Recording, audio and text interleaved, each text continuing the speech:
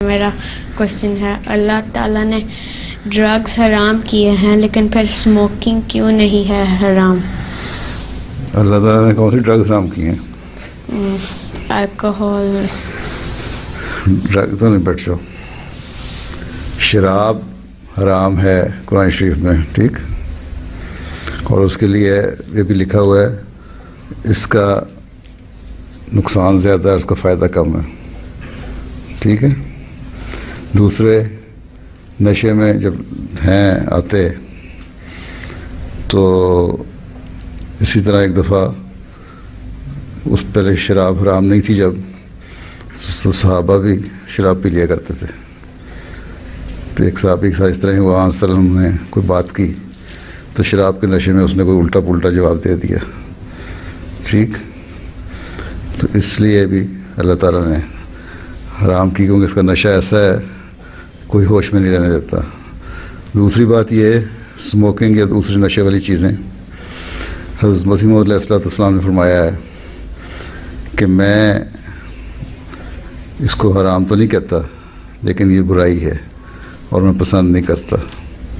اور ایک جگہ یہ بھی فرمایا کہ اگر یہ حضرت صلی اللہ علیہ وسلم کے زمانے میں ہوتا تو آپ ضرور اس کو حرام کر دیتے. اور آپ بڑا سخت ناپسند فرماتے تھے. ایک دفعہ کسی جگہ گئے ہوئے تھے سفر پہ، وہاں لوگ بیٹھے تھے جو اس زمانے میں ہوک پیتے، اسموکنگ کرتے تھے، ہوکا پیتے تھے. تو وہ کہیں اس میں آگ ڈالتے تھے نا اوپر، جو کہیں گر گیا اور کہیں آگ لگ گئی. حضرت مسیح علیہ السلام نے اس کو بڑا ناپسند فرمایا اور کہا یہ صرف بےہودگی ہے اور لغویات ہے، اور سخت ناراضگی کا اظہار کیا. اس پہ جتنے حضرت مسیح موعود کے صحابی تھے نا وہاں اسموکنگ کرنے والے، انہوں نے اپنے جتنے ہوکے تھے وہ توڑ دیے اور پھینک دیے اور اسموکنگ چھوڑ دی.